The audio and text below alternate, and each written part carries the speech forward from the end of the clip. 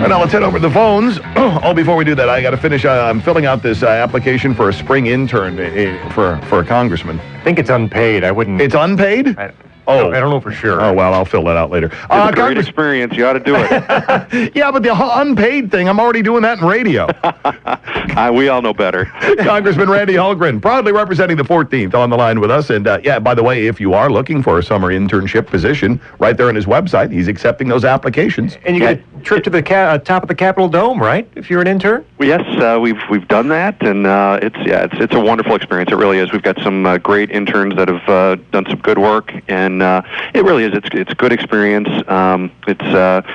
We've had great people who are very committed, who are really helping us. So it's a big part of us, of our office. We want to make it a great experience for them, but also they're really helping us with the important work of connecting with our constituents, and also they're great at giving tours and helping people feel welcome when they come out here to their office out in Washington, D.C. And that's true. We got a tour from one of your really kind staff members, and we were very impressed when you were so welcoming of us into your office. The commitment that was shown by everybody who works there. So you want to look at some people who are working hard and trying to, as you say, listen to the constituents and get the job done. You don't need to look much farther than your office. Thank you. I appreciate that. Well, Congressman, a little piece of news from this past weekend that largely went underreported. A Reuters story on the U.S., well, the lead paragraph. The U.S. will likely suffer the loss of its AAA credit rating from another major rating agency by the end of the year due to concerns over the deficit and debt, so says Bank of America Merrill Lynch forecasts. This, of course, would follow on the downgrade from a couple of months ago, but I have not seen this being talked about very often. It's another big blow if it does happen. Yeah, it's a huge blow, and we have been I've been trying to talk about it. I had a speech on the floor this week talking about it, that this is a very serious threat, and we saw the impact of what happened this summer, and same thing, they're telling us what we need to do, and yet we are refusing to do it, and that is we need to take real action in getting our deficit spending under control and dealing with this out-of-control debt that we've got. We have to have a budget in place, and really, it's got to be structural change. That's what these credit agencies are looking for, is structural change to how Washington works, and yet the powers that be here in the White House and the Senate refuse to take action on it. We did really what these credit agencies are looking for, and that is having a balanced budget amendment, this cut, cap, and balance, where you have real cuts right now, which is the only Congress we can affect is the Congress that we serve in. This idea that we can cut 10 years from now, people see through that. They know that we can talk a great story, but in reality, the next Congresses will spend money that they want to spend unless we put some real caps in place and have a structural change with the balanced budget amendment. So it's something I've been working very diligently on. I still believe so strongly that it could be the biggest impact we could have in Congress is to have this structural change, to have this new level of accountability that the American people could hold Congress to, not only in this Congress, but in future Congresses. And this is what these credit agencies are saying they need to see happen. And I'm fearful of what comes from the super committee. I'm still, I hope something good will come there. But if it doesn't, and if we fail to pass a real meaningful balanced budget amendment through both House and Senate, send it to the states, the credit agencies have already said, you better beware. And we saw the kind of impact it had in the summer when just one of the agencies did that. Now, if another one does it, I'm fearful of what could happen to the markets. And we hear all the talk about austerity and cut, and spending less from the federal level. And we had a report the beginning of last week, actually, federal spending in 2011. For all that talk and all these discussions and everything that's happened throughout the year, federal spending is up by 5% in 2011. Nothing's been cut. No, it hasn't, and that's what we're, so frustrating as well, is this yelling and screaming over cuts. Well, what it is, it's decreasing the amount of the increase, and again, people are so frustrated of how government works that way. Where it's normally a 7% increase, we have reduced that to 5%, 4%, but it should be zero line, and we should make some real cuts to get back on track. American people have to do it. The people in the 14th Congressional District have had to tighten their belts. Small business has had to do it. Entrepreneurs have had to do it. Now it's time for government to do it, and yet it's so difficult to get anything to happen over in the Senate. It's been 900 days since they passed a budget over there. They killed the budget we sent over. We did have bipartisan. It had strong support for it. It wasn't bipartisan support, but it had strong support over in the Senate. But the one that failed miserably was the president's budget that got sent over there, and that had bipartisan votes against it, 97-0. The president's budget's lost. But now we need the Senate to act. Let's start doing something. It has been a complete failure on their part, failure to lead, and now it's time for them to step up. We talk about the forgotten 15, where there's 15 different bills that we've sent over to the Senate dealing with reform of government, with going after this out-of-control regulation, getting small business growing again, and yet the Senate has refused to take these issues up. We've got to push on them. We've got to have some real change over there. They've got to recognize that they've got to be doing their job as well. We're doing our part here in the House. Now the Senate needs to step up and take some action. Congressman Randy Hultgren with us here on Straight Talk on WROK. I want to get back to the 15 forgotten bills in a second, but you mentioned these budgeting tricks and gimmicks that have been used in Washington for a long, long time. Are you aware of Senator Sessions' Honest Budget Act that's currently he's put forward in the Senate? What do you think of it? Has it been sponsored in the House yet? I don't know enough about that. I do know there's some other transparency bills that we're doing of bringing this forward. I've co-sponsored several of them, of putting the budget on the internet, letting people see exactly how government is spending, to see that there really is an increase here, even though they're yelling and screaming and talking about these draconian cuts. In reality, government is still growing, and that's got to stop. We can't afford it any longer, and we even see it now with the Obamacare bill that's going in, and all the new expenditures that are going to be happening over the next year and a half, on top of all of the growth that we've seen that hasn't been budgeted. So, again, bailout, stimulus, cash for clunkers, item after item after item over the last years that have driven up expenditure, and really nothing significant to reduce the amount that Washington is spending. So I still do hold out some hope that the super committee is going to do something, but really what we need to see happen is this structural change that we've talked about. That is the only way that we're going to get government under control, have that accountability there, and start heading in the right direction, starting to grow our way back. And that's only going to happen through small businesses growing. And that's been a big focus of mine, is listening to my small businesses, hearing from them, what is it going to take for you to start growing again? And over again, it's get government out of my way. Bring some confidence back that you're not going to hit me over the head with new regulation or new taxation or new litigation.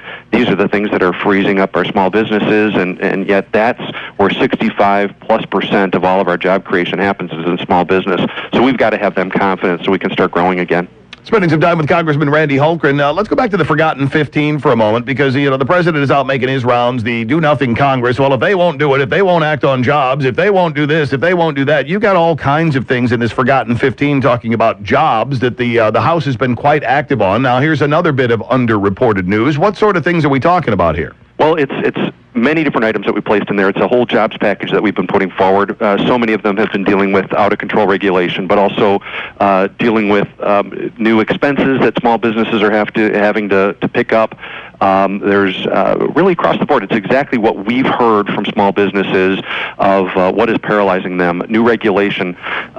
This Boiler Act is one that just went through recently, just in the last couple of weeks, where many different manufacturers would have to retrofit and change with great expense boilers that are functioning very well.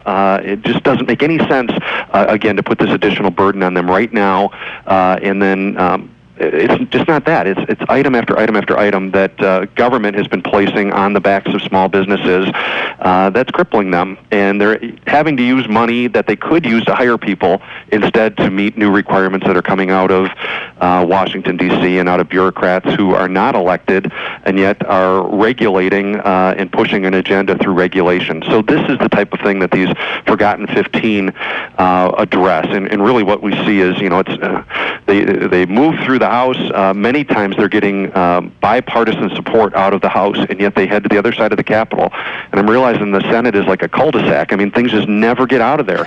And we've got to do something to get that moving. Well, and one that jumps out is H.R. 1229, putting the Gulf of Mexico back to work act. Yes. That's one of the things. Oh, yeah, the moratorium's been lifted, all that. Yeah, but nobody's getting anything done. They're not getting any permitting done. Now, this is a very important thing for a region that has been severely hit because of this. Yeah, absolutely. I mean, it gets them back to work again, but it also recognizes something that we've been all committed to, and that's being less dependent on foreign oil, using our own resources. There's a lot of talk that, oh yeah, now this is open, and yet reality is no permitting is happening. Nothing is moving forward there. Incredible struggle to get access to something that supposedly should be available, which is using our own resources and being less dependent on foreign oil. And so we're pushing for that. It's another one that passed over there and yet is just stuck over in the Senate. You know this could hurt Brazil's economy, right? I do know that, and I am okay with that. Okay, I just wanted to make sure you knew. Absolutely, we got to focus on getting our economy growing again and getting our jobs. And I see it in Illinois now. We're above 10% unemployment. We're at 9.9% last month. Now we're above 10%. It is a perfect example of what doesn't work. Springfield has become that model of what not to be, and that is a tax and spend, refuse to reform systems that are completely broken, and just continue to push things without listening to the people. That is what happens, and we end up driving jobs to every other state. We become a donor state for jobs. That's got to stop. Congressman Randy Hultgren with us here on Straight Talk on WROK for a few more minutes. Caught Congressman Paul Ryan yesterday talking about small business taxes, the ones that file as Subchapter S corporations. He was mentioning there's a pending tax hike there that would push their tax rate to near 45-50%, while across the border in Canada, the equivalent tax rate would be only about 15%. Is that right? It is, and it's where we have caused, again, our small businesses to absolutely struggle to be competitive on a world stage, in a world economy, and we've got to address this. I know Paul talks about it where, he talks about overseas. For him, overseas might be across Lake Superior right. With Canada, and struggling to be competitive there. I talked to my own small business leaders and talked with a gentleman just recently where he started a company. I think I've even talked to you guys about this. Started in his garage. Now he's got 100 employees, and his tax rate is 42%, going up to 45% if the president has his way. He's not a millionaire. He's not a billionaire. He is someone who's investing, hiring people, struggling, but has something that's working. And instead of being encouraged, he feels like he's being attacked currently by his government and by the IRS and by all of these agencies out here that are looking for more money from job creators, from the ones who really are our only hope to get this turned around again. So Paul Ryan, I think, is right on that we've got to look at these things that just don't make sense, where, again, huge corporations are getting tax breaks because they've got dozens and dozens and dozens of lawyers who are fighting for them, and yet small business doesn't. They're the ones holding the bag for it. And healthcare is another one that we see all the major corporations have gotten the waiver for it. Big unions have gotten the waiver for it. Big states have gotten the waiver for it, and yet small business and individuals can't. They're the ones stuck with the bill for this once again, and that's got to stop. We've got to have someone who's fighting for small business, fighting for the entrepreneur, the innovator, and that is what's made our nation great. It's going to be the thing that makes our nation great again. I want to be one of the voices fighting for small business. Congressman, we talked earlier this week on the show a little bit about how receptive, reactive you are to constituents, listening to those who put you in office, realizing that you are representing them and probably should listen to what they have to say. When you talk to the small businesses, too, both in your district and around the state, how frustrated are they that no one seems to be listening to them? The president mentions Warren Buffett, of course. Doesn't seem to know any other businessmen around the country. You talk to these small businesses. You know the hurdles they face. How frustrated are they that it appears no one's really listening to them? Yeah, they're discouraged. They absolutely feel like they are under attack, that they are trying to do something of value, that they're trying to grow something that they believe in, where they can hire more people, and yet they feel consistently that they're being attacked by their federal government. It's been fun because I think they really appreciate me coming out and listening to them, taking time to be with them, to learn how they're doing their job, how they're growing their businesses, and really knowing that we're coming back and fighting for them, and that there is such a large number of us who are committed to small business, who have grown up in small business, who are a part of small businesses before we came to Congress. And so I think they're excited that there's a receptive ear and a strong voice that are fighting for them in this new freshman class that has come out to Congress, but they also know that 2012 is going to be very, very important of getting those who are actually listening to them in the Senate, leading the Senate, and also those who are listening to them and committed to them in the White House as well. So there is frustration there, but they're seeing that glimmer of hope that we are committed to them, we are fighting for them, we're listening to them, and we are being responsive to their needs. Unfortunately, so many of the things that we're doing are falling on deaf ears over in the Senate and at the White House. Congressman, one quick thing before we let you go, because I know we're all up against the clock here, but kudos to you for the bill protecting American Airlines, not the brand, but all American Airlines, from the European carbon tax. Yes. That, I read about what they were trying to do and how much money this would cost, and that's an outstanding bill that you put forth. Thank you. Yeah, it just makes sense. If people haven't been following it, it's a European scheme, and they even call it a scheme, to tax our airlines who are flying over their airspace to have a carbon tax. I mean, it would cost every single airline, certainly those flying overseas, but also even impact here, because this would be a cost that have to be spread out. Just so unfair, makes absolutely no sense what they're trying to do there. So we've been fighting against that. I think we're getting some good headway on that, but we're not going to let up on that either. All right. As always, Congressman, we appreciate your time. Recommend people go to your website to find out more, especially business. You want to let the Congressman know how you're being stamped on. Well, he'd be glad to hear it. Thanks for your time once again. Thanks. Great to be with you guys. Thanks for the great work you're doing.